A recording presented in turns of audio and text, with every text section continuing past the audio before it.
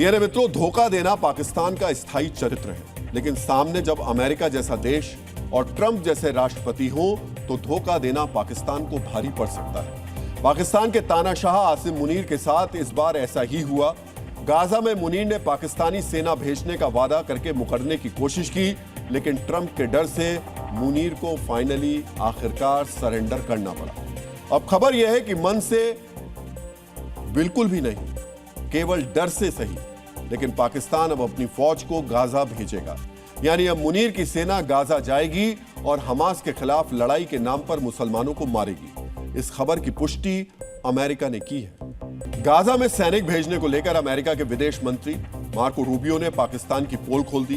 Rubio ने साफ शब्दों में कहा कि पाकिस्तान ने सेना भेजने का प्रस्ताव दिया है, इसके लिए उन्होंने पाकिस्तान का आभार भी जताया। यानी मित्रों, ट्रंप की शांति योजना के तहत गाजा में इंटरनेशनल स्टेबलाइजेशन फोर्स यानी ISF तैनात की जानी है।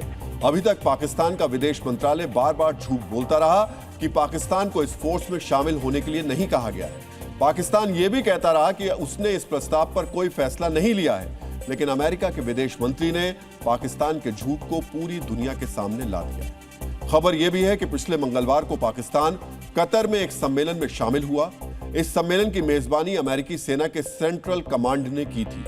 इस दौरान गाजा में भेजी जाने वाली सेना से जुड़े मुद्दों पर भी चर्चा की गई। पाकिस्तान समेत लगभग 45 देश इस सम्मेलन में शामिल हुए। पाकिस्तान के कूटनीतिक सूत्रों का कहना है कि वो गाजा में 3,500 सैनिक तैनात करने पर विचार कर रहा है।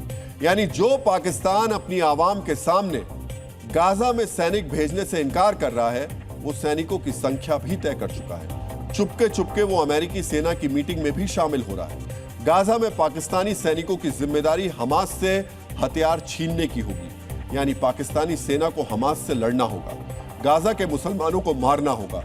ऐसा होने पर पाकिस्तान में अपनी ही सरकार और सेना के खिलाफ नाराजगी बढ़ेगी, लेकिन ट्रंप का डर मुनीर पर इस तरह से हावी है कि उसे पाकिस्तानी आवाम के विद्रोह की भी परवाह नहीं है।